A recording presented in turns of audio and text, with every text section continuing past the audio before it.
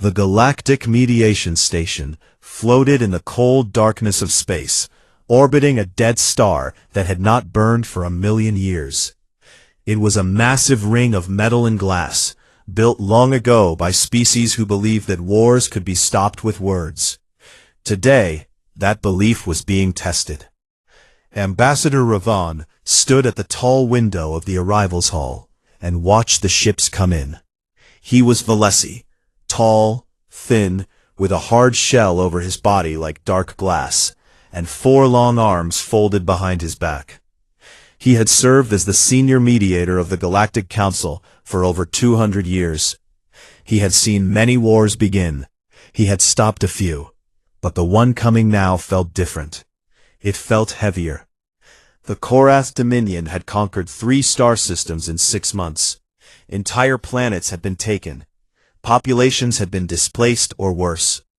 And the Dominion's leader, a warlord named Dren, showed no signs of stopping. Every diplomatic envoy sent to him had been turned away. Some had been threatened. One had never come back at all. Now the council had called an emergency summit. Every major species had sent their finest representatives. Ravan watched them arrive one by one through the docking ports. The Fenari delegation came in full ceremonial armor, their translators already broadcasting warnings about sovereignty. The Olun brought 24 security drones that hummed and floated around their ambassador like metal insects. The Bresic arrived in a shielded transport, their diplomat encased in a personal force field that glowed faintly blue. Everyone was afraid. Everyone was armed. And then there was Dren himself. His warship sat outside the station, like a beast waiting to feed.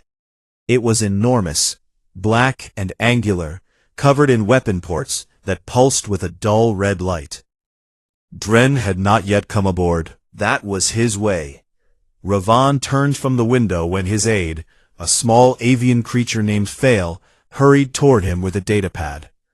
"The humans have confirmed," Fail said, his feathers ruffled with nervousness. "They are sending a representative." Ravan blinked his 4 eyes slowly. "The humans," he repeated. Humanity was a young species. They had only been traveling between stars for about 200 years. In galactic terms, they were children. They had no great fleet, no empire, no reputation for anything in particular. Most species in the council barely thought about them at all. "Who are they sending?" Ravan asked. Fail checked his datapad. "A diplomat named Park Somi. She is arriving with 1 escort." "1 escort?" "1." Ravan said nothing for a moment. Then he turned back to the window. The human shuttle arrived 20 minutes later. It was small and gray and completely unremarkable. It docked at the far end of the arrivals hall, away from the larger vessels. The docking clamps hissed as they locked into place, and the door slid open. Park Somi stepped out first.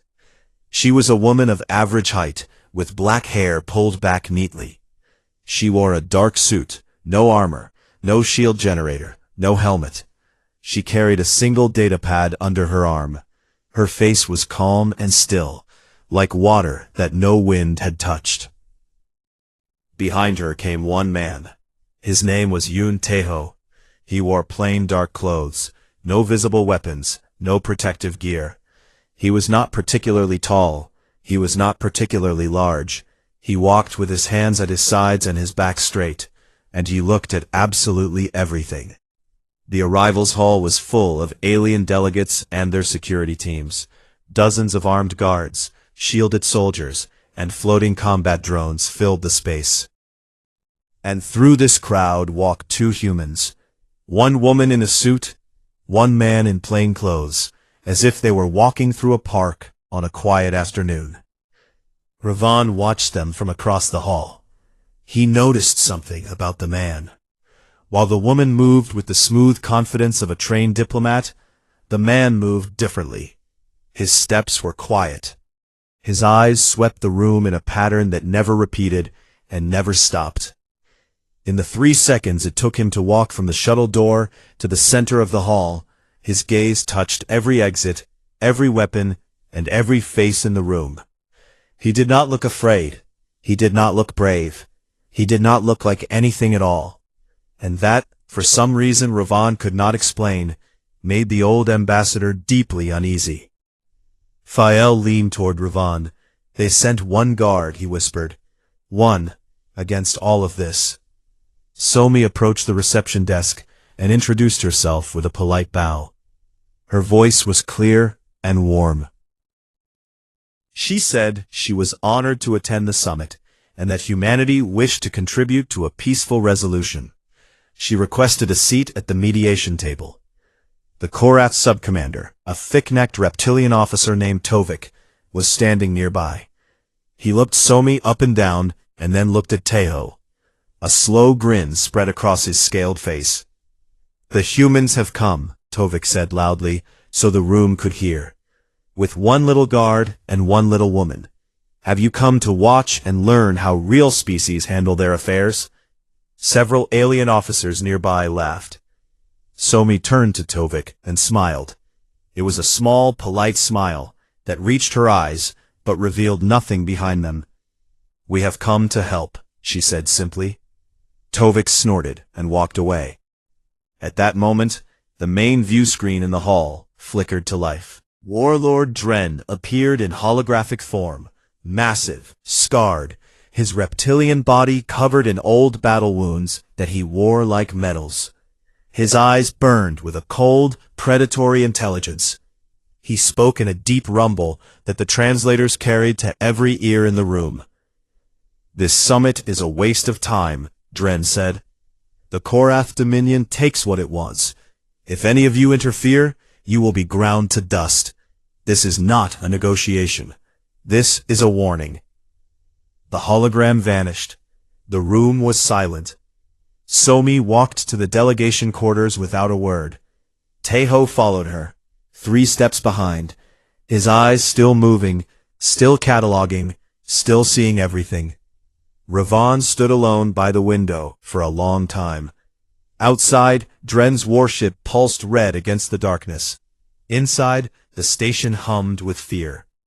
But the old ambassador could not stop thinking about the human bodyguard. About the way he had looked at the room, not with fear, not with wonder, but with the calm, patient attention of someone who had already made a plan for everything that could go wrong. And for the first time in 200 years of diplomacy, Ravan felt something he could not name. It felt like standing in front of a door that should not be opened. The hours before the summit were supposed to be calm. They were supposed to be a time for delegations to settle in, review their positions, and prepare their arguments. Instead, the corridors of the galactic mediation station buzzed with tension and whispered conversations. Everyone was talking about the Korath. Everyone was afraid of Dren. And a surprising number of people were talking about the humans. Not because they were impressed, because they were confused. Park Somi spent the early hours walking from delegation to delegation, introducing herself and listening. She was unfailingly polite. She asked thoughtful questions. She remembered names after hearing them once. She complimented the Fenari ambassador on his people's long history of interstellar law. She asked the Olun delegate about the refugee crisis in the Second Conquered System. She spoke with genuine interest and gave away almost nothing about her own position. Several delegates tried to test her. The Bresic ambassador asked bluntly what humanity planned to do if Dren refused to withdraw. Somi tilted her head slightly and said, "We always hope for the best outcome." The Bresic pressed further, and Somi simply smiled and changed the subject. She was like water, impossible to grab hold of. Meanwhile, Yun Teho stood wherever Somi was, always a few steps behind her, always silent. He did not eat. He did not sit. He did not make conversation with anyone. He simply existed in the space around her, like a shadow that happened to be shaped like a man. The alien security officers noticed him. It was impossible not to. Every delegation had brought serious protection. Armed soldiers, combat drones, energy shields, powered armor, and then there was this single human in plain clothes, standing with his hands at his sides, doing nothing. It irritated some of them. In one of the station's wider corridors, a Korath guard decided to test the human. The guard was enormous, nearly 3 meters tall, his body wrapped in dark plate armor, his arms thick enough to crush metal. He walked directly toward Tejo, shoulders wide, taking up the entire corridor. It was a simple dominance display, the kind that every species understood. Move or be moved. Tejo did not move until the last moment. Then he shifted his weight, stepped to the side with a motion so smooth it barely looked like movement at all, and let the Korath guard pass. He did not look at the guard. He did not tense.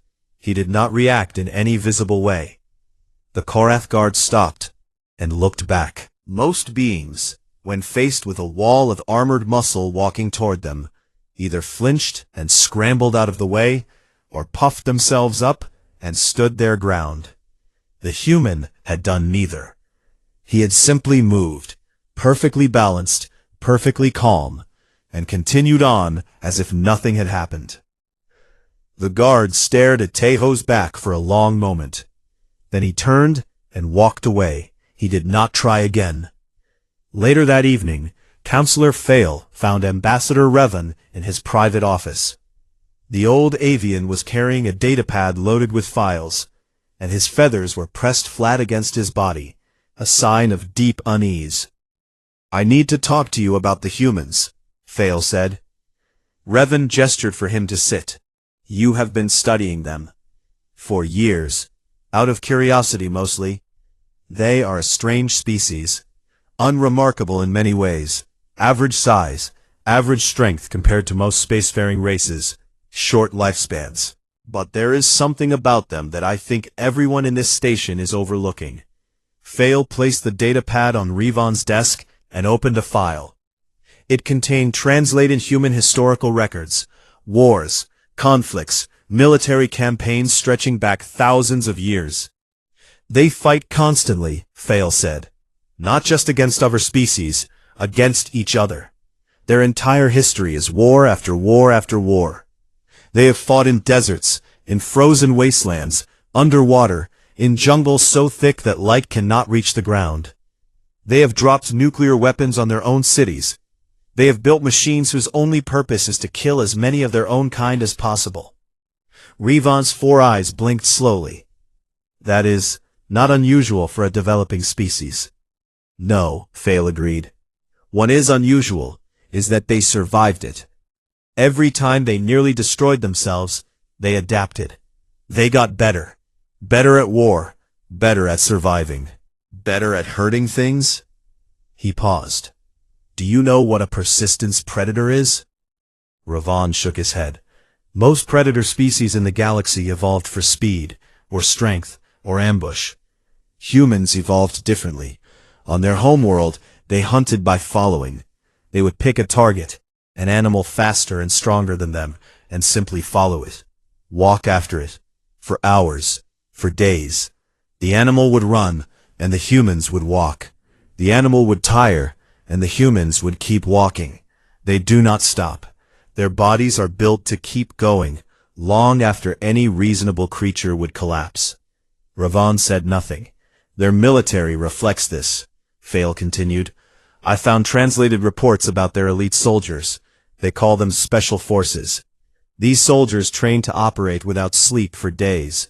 They fight in extreme heat and extreme cold. They resist pain through mental discipline that our scientists do not fully understand. They are trained to remain completely calm while everything around them is chaos and death." Fail looked toward the door, as if he could see through it to the corridor, where Tejo stood outside Somi's quarters. "I believe the bodyguard is one of these soldiers," Fail said quietly. "You believe, or you know?" "I have no confirmation, but I have watched him since he arrived. The way he moves, the way he watches a room. He does not look at people the way a guard looks at potential threats. Fail's voice dropped. He looks at people the way someone looks at a problem they have already solved. I think he has already decided how to kill every person on this station. He is simply waiting to see if he needs to. The room was very quiet. And they sent one, Ravon said softly. Yes, Fail said. That is what disturbs me most. They did not send 50. They did not send 100. They sent one, and they did not seem worried about it. Ravon leaned back in his chair and stared at the ceiling for a long time. Through the walls of his office, he could hear the distant sound of Dren's delegation, loud, aggressive, breaking things for amusement. The Korath were making sure everyone on the station could hear them. It was another dominance display. And somewhere out in the corridor, a human man stood alone in the quiet, watching and waiting, needing nothing. Fail gathered his datapad and stood to leave. At the door he paused. There is one more thing, he said. In every human conflict I studied, there was a pattern. They always try to talk first. They always offer peace. They always give their enemy a chance to walk away. He looked back at Ravon. But when the enemy does not walk away, the humans do not stop until it is over. They do not retreat. They do not negotiate halfway through. Once they begin, they finish. Fail left. Ravon sat alone in his office as the station's lights dimmed for the sleep cycle. Through his window, he could see Dren's warship, dark and threatening against the stars. And somewhere on the other side of the station, a small gray shuttle sat quietly in its dock, unremarkable and easy to forget. He thought about Fail's words. He thought about the bodyguard's eyes, calm, patient, and completely empty of fear. And he wondered, for the first time, whether the galaxy had been looking at the wrong threat all along. The mediation chamber was the largest room on the station. It was circular, with tiered seating rising up around a central floor like the inside of a bowl. The ceiling was made of transparent material, and through it the stars looked down on the gathered species like silent witnesses. A long curved table sat at the center, and around it, the delegates took their places. Every seat was filled. The Fenari sat in their ceremonial armor, their translator devices clicking softly. The Olun ambassador floated in her gravity chair, surrounded by security drones that hummed at a frequency just below hearing. The Bresic delegate sat encased in his force field, blue light rippling across his skin. Counselor Fail perched at the edge of his seat, his feathers drawn tight, his small eyes darting between the exits. And at the far end of the table, Park Somi sat with her hands folded on the surface in front of her. Her datapad lay beside her right hand. Behind her chair, Yoon Taeho stood like he had been carved from stone. Ambassador Ravon opened the summit. He stood at the center of the floor and spoke in his measured, ancient voice. He talked about the history of the Galactic Council. He talked about the principles of coexistence. He talked about the 3 star systems that had been taken and the millions of lives that had been disrupted. He asked, with the weight of his 200 years of service behind his words, for reason and peace. Then Warlord Dren walked in. He did not use a hologram this time. He came in person, and the difference was staggering. Dren was massive, over 2.5 meters of scaled muscle and old scars. His eyes were the color of burnt metal, and they moved across the room with the lazy confidence of a creature that had never met anything it could not destroy. Behind him came 12 Korath warriors, each one armored and armed with plasma weapons that glowed faintly at their hips. Dren did not sit. He stood at the table and looked down at the other delegates the way a mountain looks down at the valley. "I will make this simple," he said. His voice was deep enough to vibrate in the chest. "The 3 systems belong to the Korath Dominion. We took them because we are strong enough to take them. That is how the galaxy works. The strong take, the weak lose. If you do not like this, then become strong enough to stop us." He paused, and looked around the table. No one spoke. "That is what I thought," Dren said. The Fenari ambassador tried first. He proposed a compromise. The Korath could keep 2 systems if they returned one and agreed to a ceasefire. Dren laughed at him. The Olun ambassador suggested economic sanctions. Dren said the Korath did not need trade with species too weak to fight. The Bresic delegate offered to mediate private negotiations. Dren told him to be quiet, or he would give the Bresic something real to hide behind their shields from. One by one, the delegations offered their proposals. One by one, Dren dismissed them. The room grew heavier with each rejection. Fear settled over the chamber, like fog. Then Park Somi stood up. She did it quietly. She did not push her chair back with force. She did not raise her voice or slam her hand on the table. She simply rose to her feet, and somehow, the simplicity of the motion drew every eye in the room. "Warlord Dren," she said. Her voice was calm and clear, and carried easily through the chamber. "Humanity does not recognize the Korath conquest of the 3 systems. The populations of those systems have the right to live without occupation. We formally request that the Korath Dominion withdraw its forces from all 3 systems." The silence that followed was absolute. Even the hum of the security drones seemed to pause. Dren turned his massive head toward her slowly, the way a predator turns toward a sound that does not yet interest it. He stared at her for a long moment. Then he laughed. It was a deep, rumbling sound, like rocks grinding together underground. It filled the chamber and echoed off the transparent ceiling. Several delegates flinched. Somi did not. "The humans," Dren said, still laughing. "The little humans. You have been in space for what, 200 years? You have no empire. You have no fleet worth mentioning. And you stand here, in front of me, and make demands?" He leaned forward, placing both massive hands on the table. "What will you do if I refuse, little diplomat? What could you possibly do?" Somi did not step back. She did not blink. She held Dren's gaze with the steady patience of someone who had already considered this exact moment many times before. "We would prefer peace," she said. "We always prefer peace." She paused, and in that pause, the temperature of the room seemed to drop by several degrees. "But if peace is not available, we have brought the alternative." Her eyes moved, just slightly, toward Tejo. Dren followed her gaze to the human bodyguard. He looked at Tejo, this ordinary-looking man in plain clothes, standing motionless behind a chair, and his grin widened. "This," Dren said, "this is your alternative?" He turned to his warriors and gestured at Tejo. "Remove him from the chamber. Show these humans what the Korath think of their alternatives." The largest Korath warrior stepped forward. He was a monster of a creature, armored from head to tail, with arms like industrial machinery and a face full of teeth. He walked toward Tejo with the confidence of someone who had never been challenged by anything his size or smaller. He watched the warrior approach with the same empty, patient expression he had worn since he arrived on the station. His hands hung at his sides. His breathing did not change. The Korath warrior reached for him. What happened next took less than 4 seconds. Tejo moved.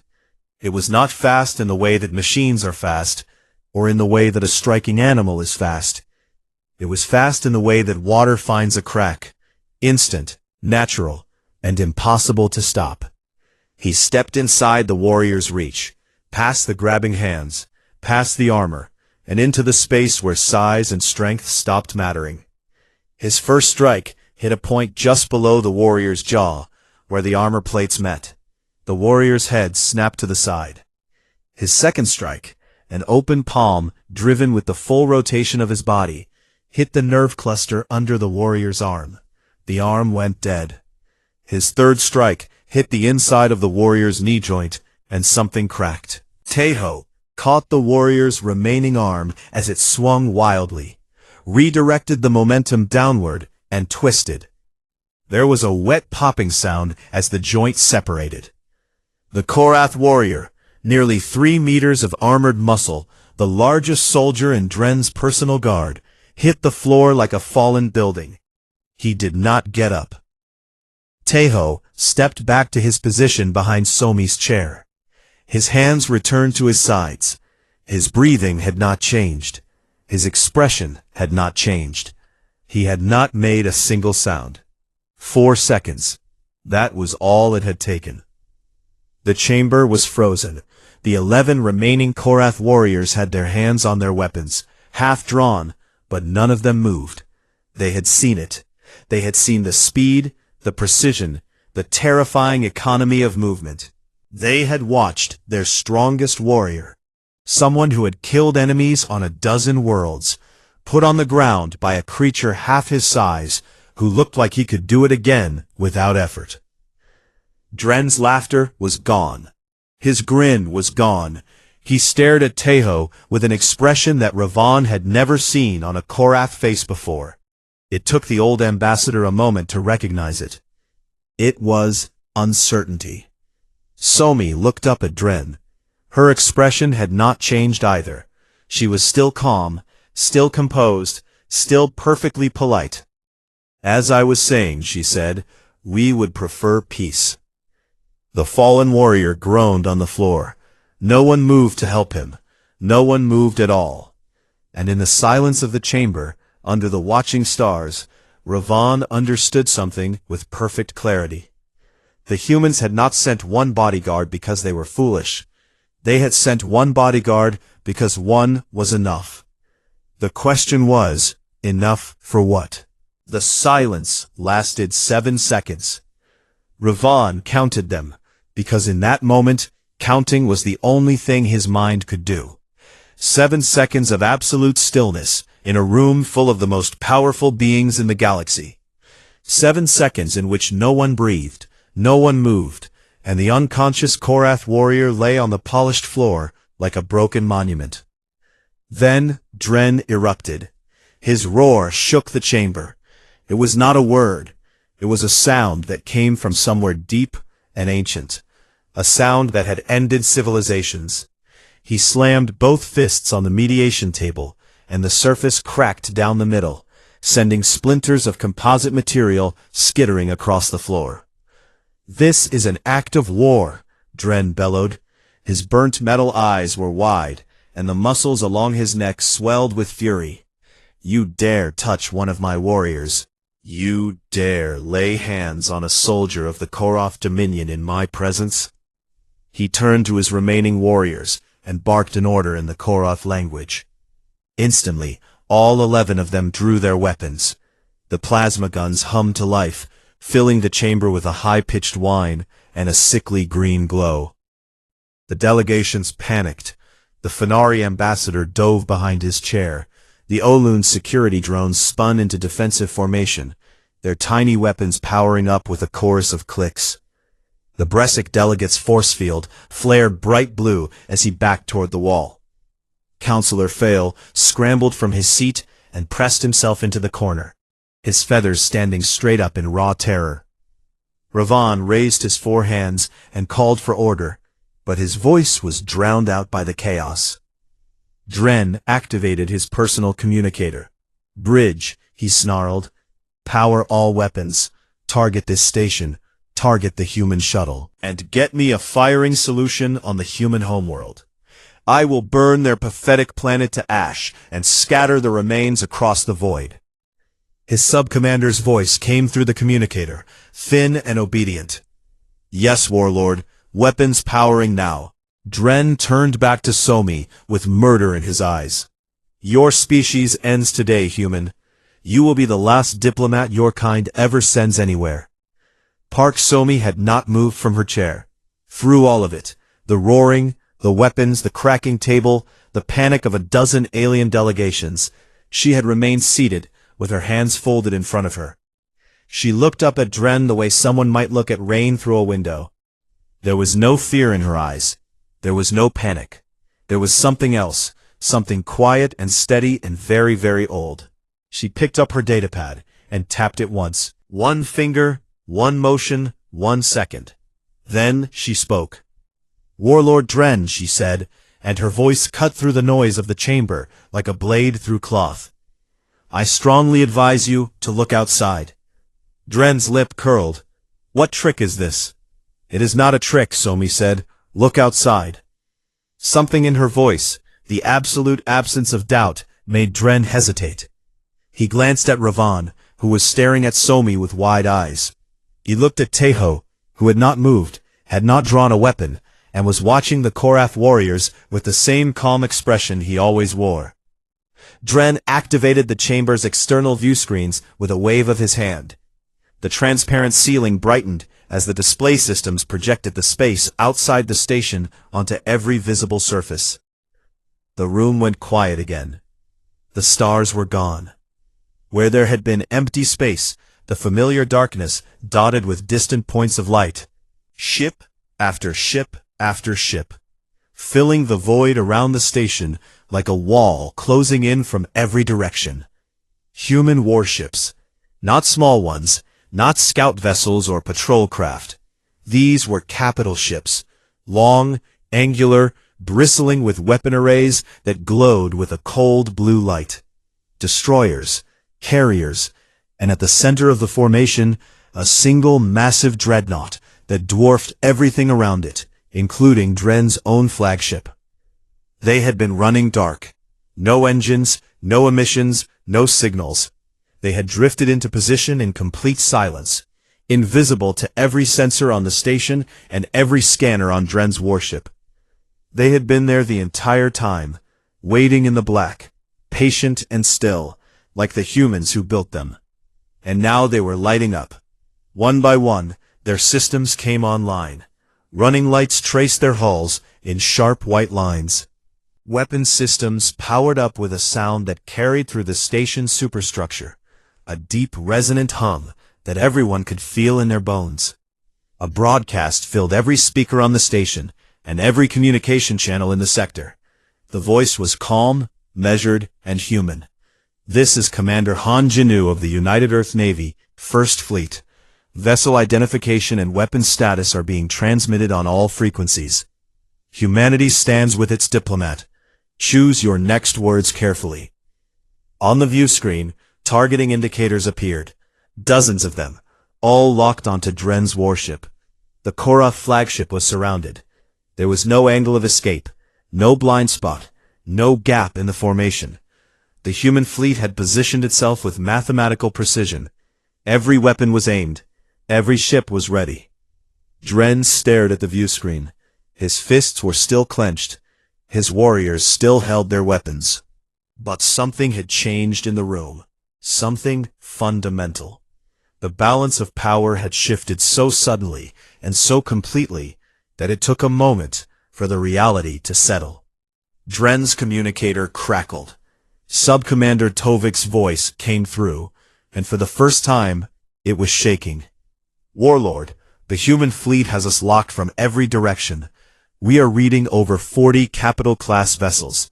Our shields will not hold against a coordinated strike. We cannot calculate an escape trajectory. They are everywhere." Dren said nothing. A muscle in his jaw twitched. Park Somi stood up from her chair. She did it with the same quiet grace she had shown all along, and she walked to the center of the floor, where Ravan had stood when the summit opened. She looked up at Dren, this creature who was twice her height and 10 times her weight, and commanded a fleet that had conquered 3 star systems. And she spoke to him the way a teacher speaks to a student who has made a serious mistake. "Humanity did not come to this summit hoping for war," she said. "We came hoping you would listen. We came hoping that reason and decency would be enough. But we have learned over our long and violent history that hope alone does not keep people safe." She paused. "So we came prepared." She laid out the terms. Her voice did not waver. She did not rush.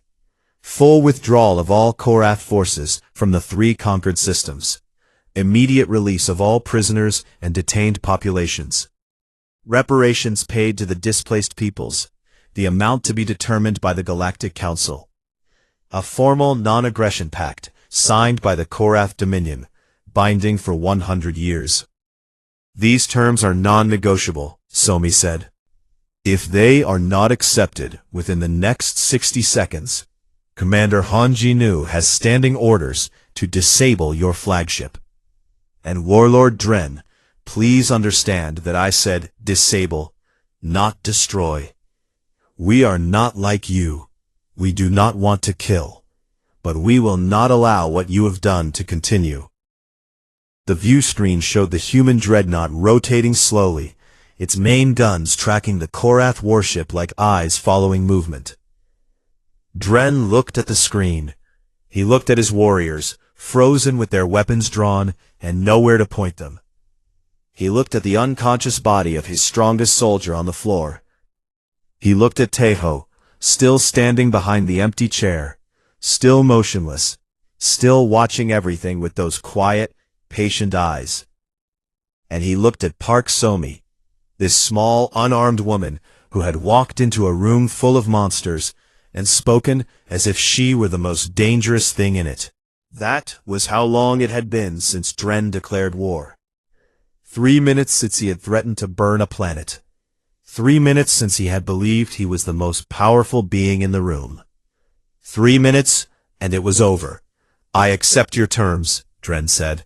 The words came out like stones being dragged across gravel. Somi nodded once. Thank you, Warlord. Humanity appreciates your wisdom.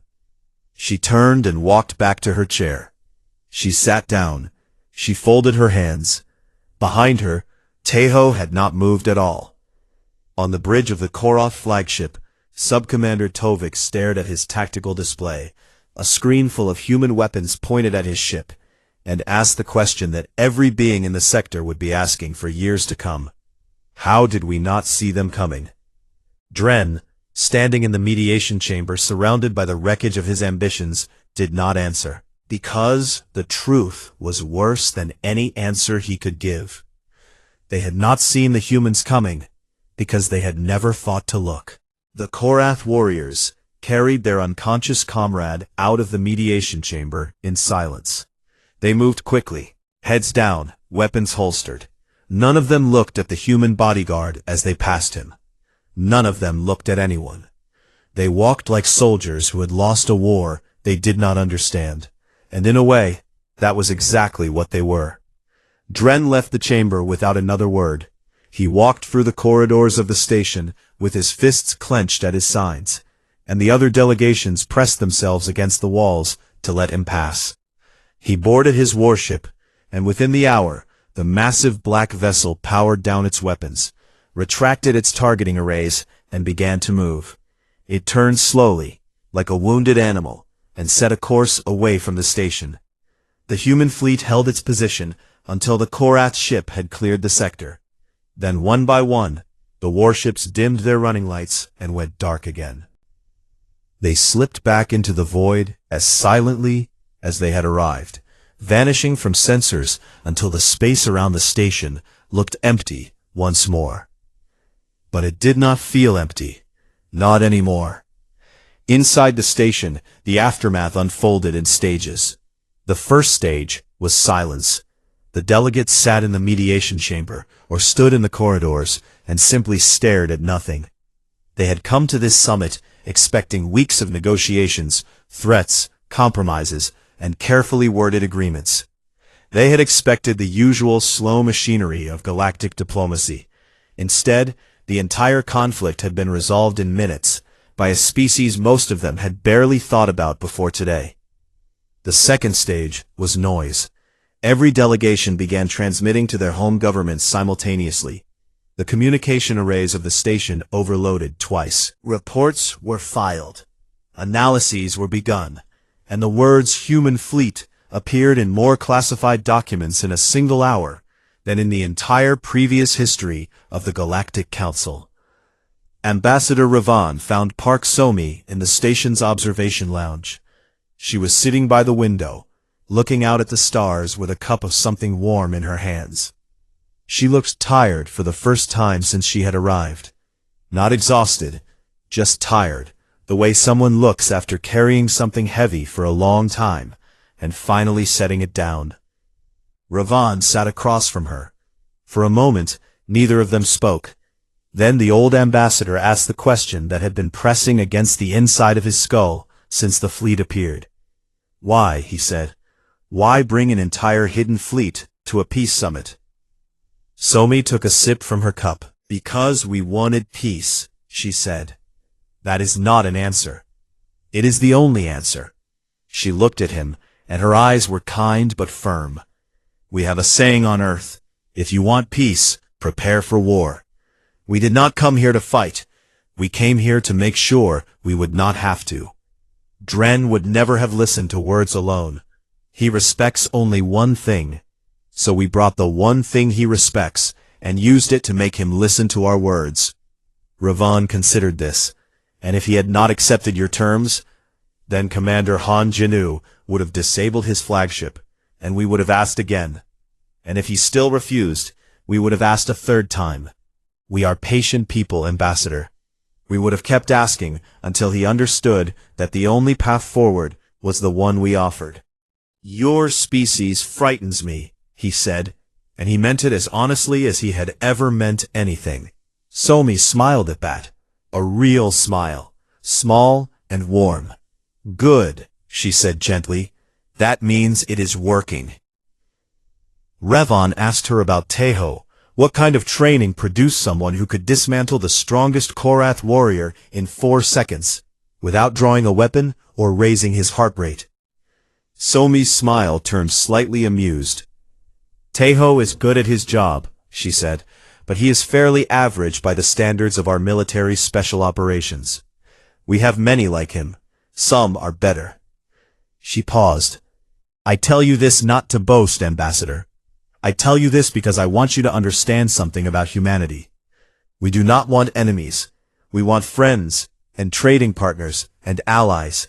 But we will never, never allow ourselves to be helpless. That is a lesson our history taught us in blood, and we learned it well." Ravan left the observation lounge, feeling like he had aged another century. In his quarters, Counselor Fail sat at his desk and wrote.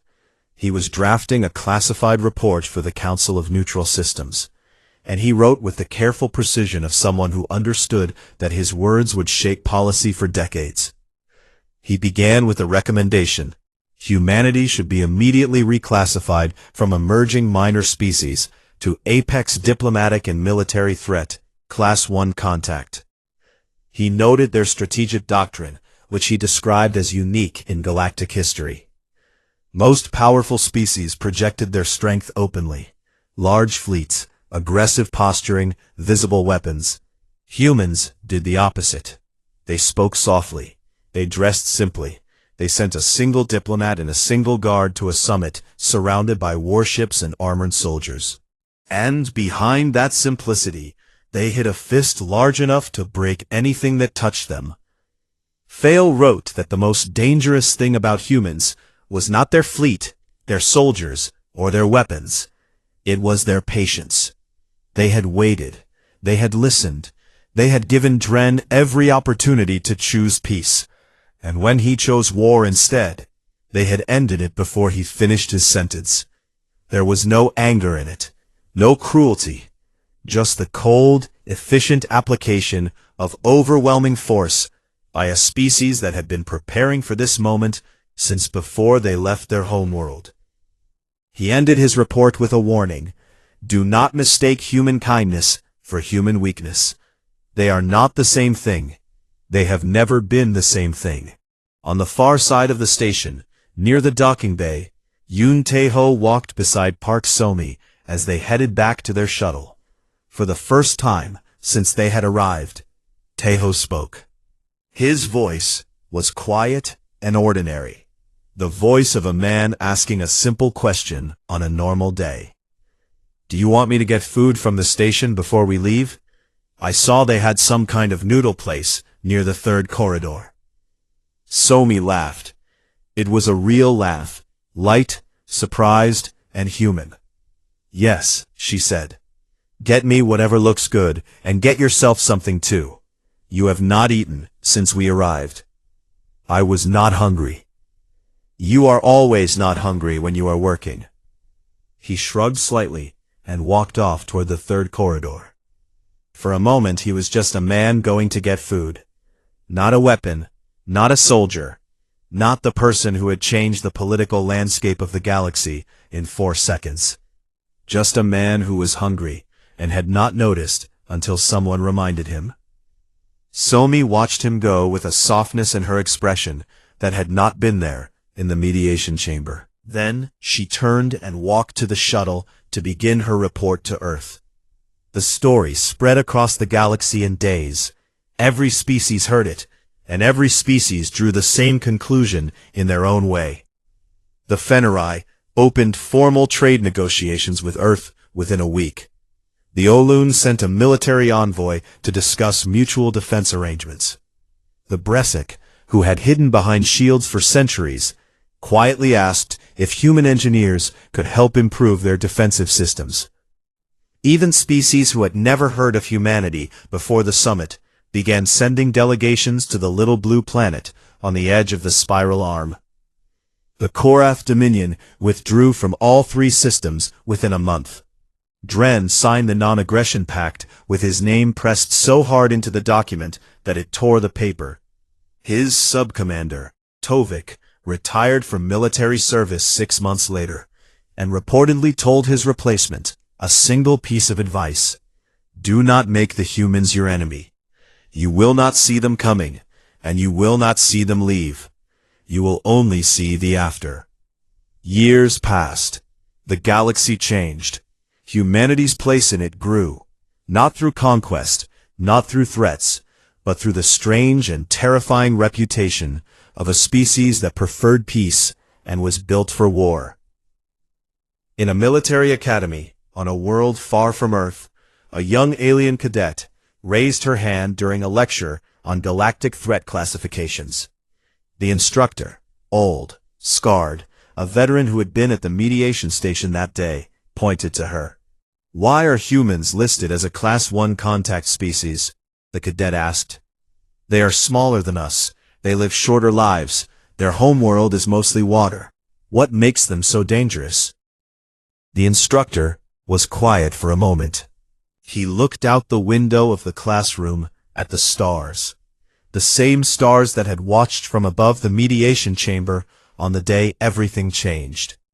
"Because a human diplomat asked for peace," he said, "and a human soldier stood behind her chair.